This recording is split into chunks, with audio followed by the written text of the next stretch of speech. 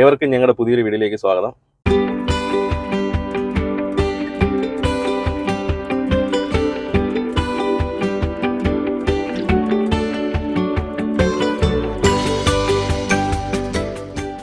ഒരു വലിയ അപകടം ഇപ്പോൾ ഒഴിവായി കേട്ടാ. അതായത് ഈ രണ്ടാമത്തെ ട്രാക്കിൽ നമ്മളെ നോർമൽ ക്രൂസിങ് ട്രാക്കിൽ പൊയ്ക്കൊണ്ടിരുന്ന ഒരു സ്വിഫ്റ്റ് കാറ് ലെഫ്റ്റ് ഇൻഡിക്കേറ്റർ ഇട്ടിട്ട് ആ ട്രാക്കിൽ ചവിട്ടി അങ്ങ് നിർത്തി.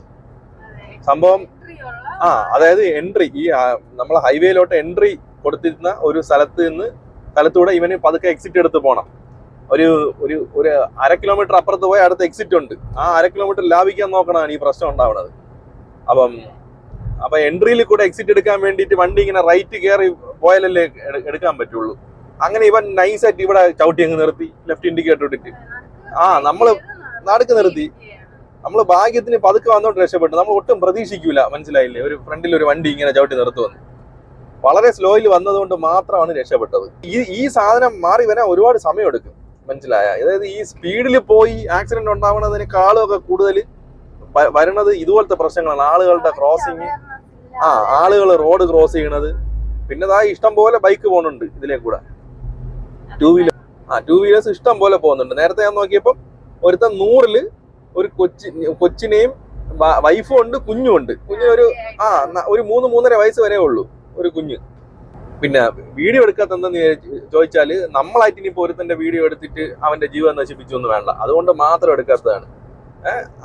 അവനൊരു ട്രയം 400-ല് 100-120-ല് സ്പീഡില് ഇതിലേ പോണ്.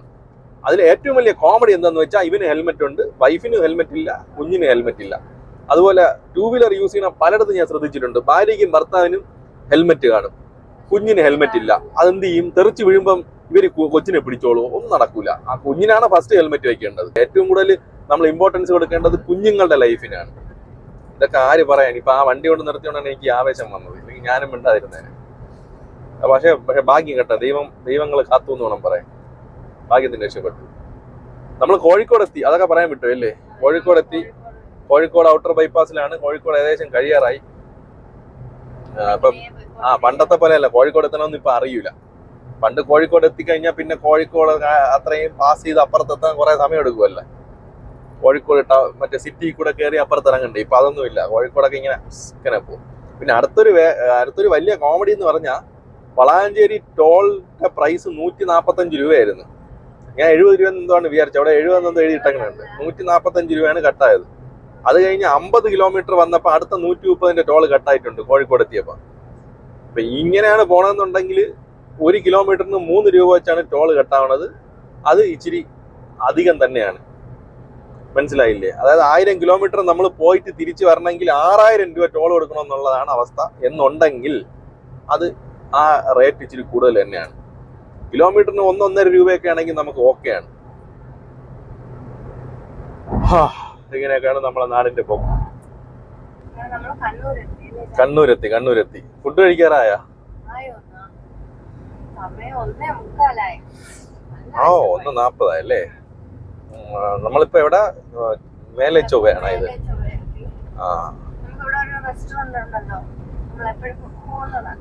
ഏത് റെസ്റ്റോറന്റ്? ഓക്കെ, MVKയിൽ കയറാം. അവിടെ കുഴപ്പമില്ല, അത്യാവശ്യം തെറ്റില്ലാത്ത ഫുഡും ഇതൊക്കെയാണ്. നമ്മൾ ഇടയ്ക്ക് ഒരു ജ്യൂസ് കുടിച്ചല്ലേ, കൊയിലാൻഡീൻ, കൊള്ളായിരുന്നു. അപ്പൊ അതുകൊണ്ട് വലിയ പ്രശ്നമില്ല. അമ്മൂന് വിശപ്പായി കാണുമല്ല, ചെറുതായിട്ട്. ശരി, ഓക്കെ. ആ ജ്യൂസ് കുടിച്ചോണ്ടാണ്. ജ്യൂസ് പിന്നെ ഇടയ്ക്കുള്ള ചോക്ലേറ്റ്സ് കഴിച്ചത് കൊണ്ടാണ് നമുക്ക് വലുതായിട്ട് വിശക്കാത്തത്. അങ്ങനെ നമ്മള് ഗുരുവായൂരിൽ നിന്ന് ഉച്ചയായപ്പോ കണ്ണൂരെത്തി അല്ലേ. ഗുരുവായൂരൊന്നല്ല, ഗുരുവായൂർ നമ്മൾ എവിടെ പോയി? ഉത്രാളിക്കാവ് പോയിട്ട് ഷൊർണൂർ വഴി നമ്മള് കണ്ണൂരെത്തി. പക്ഷെ ഒരുപാട് ദൂരം പണി തീരാനുണ്ട് കേട്ടാ.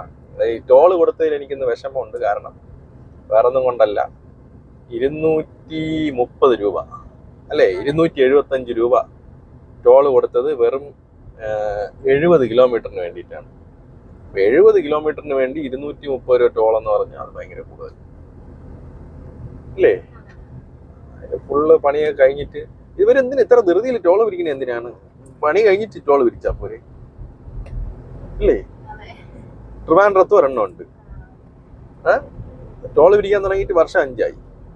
പണി ഇടയ്ക്ക് തീർന്നതേ ഉള്ളൂ. ഇപ്പോഴും വീണ്ടും അടുത്ത 2-3 സ്ട്രെച്ച് പൊളിച്ചിട്ടിരിക്കുന്നു. അറിഞ്ഞൂടെ? ആ ഈഞ്ചക്കല് പൊളിച്ചിട്ടിരിക്കുന്ന, പിന്നെ കുമരിച്ചന്ത പൊളിച്ചിട്ടിരിക്കുന്ന, വേറെ എവിടെയാണ്? ഈ 2 സ്ഥലം തന്നെ. 2 സ്ഥലം മതിയില്ല, അവിടെ മൊത്തം ട്രാഫിക് ബ്ലോക്ക്. എന്നിട്ട് അതിന്റെ തൊട്ടിപ്പുറത്ത് ആ രണ്ടിടത്തും കിടന്ന് 1 മണിക്കൂർ വാക്കിംഗ് കിടന്നിട്ട് നേരെ ഇപ്പുറത്ത് വരുമ്പോ തിരുവല്ലയെത്തുമ്പോ അവിടെ ടോള് എത്തിയാ. ഓക്കെ. ഇവിടെ അപ്പം നമുക്കിനി ഫുഡ് കഴിക്കാം അല്ലേ? ഇതാണ് റെസ്റ്റോറന്റ്. നമ്മൾ ഇതിനു മുന്നേ ഉള്ള വീഡിയോകളിൽ പറഞ്ഞിട്ടുണ്ട്, ഇത് നല്ല റെസ്റ്റോറന്റ് ആണ്. അത്യാവശ്യം ഇതുവഴി യാത്ര ചെയ്യുന്ന ഇവിടം അറിഞ്ഞൂടാത്തവരുണ്ടെങ്കിൽ നമ്മൾ ഈ പോകുന്ന ഒരു വണ്ടി കയറാൻ നിൽക്കുമ്പോൾ ഒരു മര്യാദ, ചെറിയൊരു ബഹുമാനിക്കണ്ട. പാവപ്പെട്ടവൻ പൊയ്ക്കോട്ടെന്നെങ്കിലും വിചാരിക്കണ്ടേ അല്ലേ? അപ്പം നമ്മൾ ഫുഡ് കഴിച്ചിറങ്ങി വീണ്ടും കുറെ ദൂരം വണ്ടി ഓടിച്ച് നമ്മളിപ്പോ ഇവിടെ എത്തി. പറശ്ശിനിക്കടവ് മുത്തപ്പൻ ക്ഷേത്രത്തിനടുത്തെത്തി. നമുക്കിനി അടുത്ത് നേരെ വളപട്ടണം റിവറിന് ക്രോസ് ചെയ്തുള്ള ബ്രിഡ്ജിലോട്ട് കയറി കഴിഞ്ഞാൽ നമുക്ക് പറശ്ശിനി മുത്തപ്പൻ ക്ഷേത്രത്തിന്റെ എൻട്രൻസ് അല്ല, ഫ്രണ്ട് വ്യൂ. ഇതാണ് ബ്രിഡ്ജ്.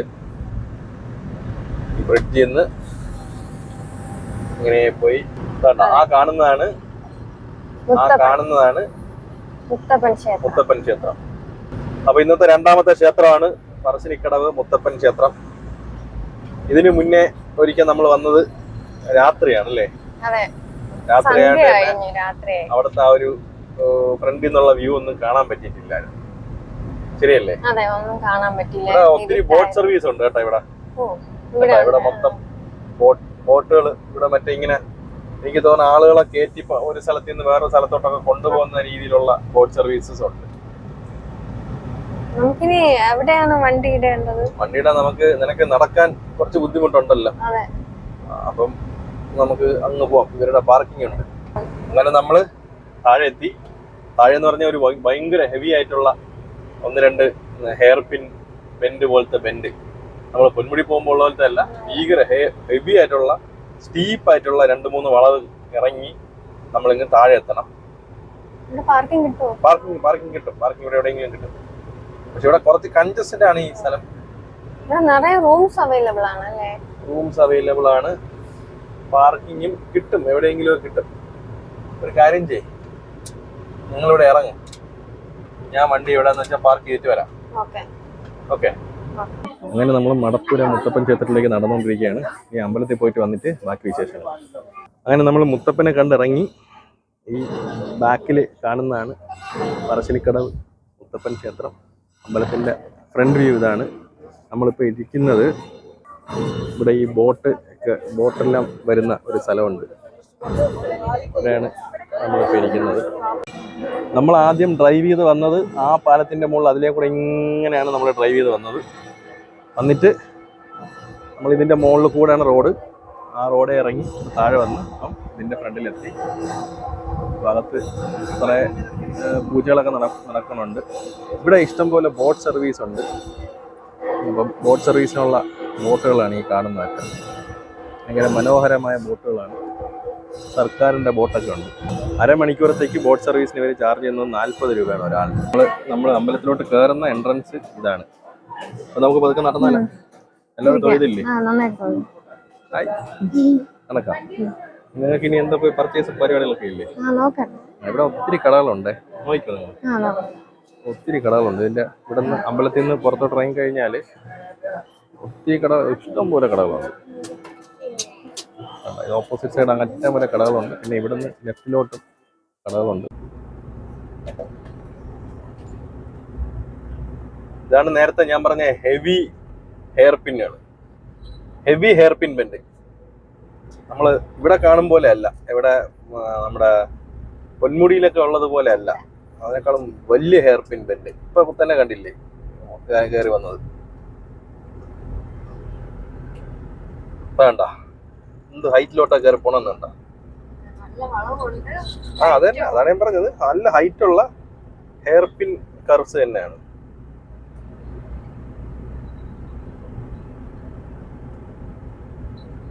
ഓക്കെ, എത്തി മുകളിൽ. ഇനി അടുത്ത പരിപാടി എന്ന് പറഞ്ഞാൽ നമ്മൾ നല്ല രീതിയിൽ ടയർഡ് ആയിട്ടുണ്ട്. അപ്പം ഇന്ന് കാസർഗോഡ് സ്റ്റേ എടുക്കാനാണ് ഞങ്ങളുടെ പ്ലാൻ. അപ്പോൾ ഇനി നേരെ കാസർഗോഡ് ഇടയ്ക്കൊന്ന് ചായ കുടിക്കണം. ചായ കുടിച്ചിട്ട് കാസർഗോഡ് പോകണം. കാസർഗോഡ് ഇനി രണ്ട് മണിക്കൂറിന് പുറത്ത് ഓടണം. 2.25 മണിക്കൂർ അടുപ്പിച്ചുണ്ട്. അപ്പം 5:40 അപ്പൊ ഇപ്പം നേരെ പോയി കഴിഞ്ഞാൽ ചായ കുടിയൊക്കെ കഴിഞ്ഞ് 8 മണിയോടെ നമ്മൾ കാസർഗോഡ് എത്തും. കാസർഗോഡ് എത്തി നമുക്ക് രാത്രിത്തെ ആഹാരം കഴിക്കാം. അപ്പൊ അവിടെ ഒരു ചെറിയ ഒരു ബഡ്ജറ്റ് ഹോട്ടലിൽ നമ്മൾ റൂം വിളിച്ച് പറഞ്ഞിട്ടുണ്ട്. അപ്പം നേരെ പോയി 8 മണി 9 മണിയാകുമ്പം കിടന്ന് ഉറങ്ങുക എന്നുള്ളതാണ് ഇന്നത്തെ മെയിൻ ടാസ്ക്. അപ്പം നമുക്ക് നേരെ കാസർഗോഡ് പോയിട്ട് കാണാം. അങ്ങനെ നമ്മൾ കാസർഗോഡ് എത്തി, രാത്രിത്തെ ഫുഡ് കഴിച്ചു. ഇനി അക്കോമഡേഷനിൽ കയറുക എന്നുള്ളതാണ് അടുത്ത പരിപാടി. സമയം 8:50. അപ്പോൾ ഇന്നത്തെ വീഡിയോ എല്ലാവർക്കും ഇഷ്ടപ്പെട്ടു എന്ന് പ്രതീക്ഷിക്കുന്നു. വീഡിയോ ലൈക്ക് ചെയ്യാത്ത എല്ലാവരും മറക്കാതെ ലൈക്ക് ചെയ്യുക. ചാനൽ സബ്സ്ക്രൈബ് ചെയ്യാത്ത എല്ലാവരും സബ്സ്ക്രൈബ് ചെയ്യണം. ഞങ്ങളെ മാക്സിമം സപ്പോർട്ട് ചെയ്യണം. അപ്പോൾ നാളത്തെ വിശേഷങ്ങളൊക്കെ ആയിട്ട് നമുക്ക് അടുത്ത വീഡിയോയിൽ കാണാം. അതുവരെ എല്ലാവർക്കും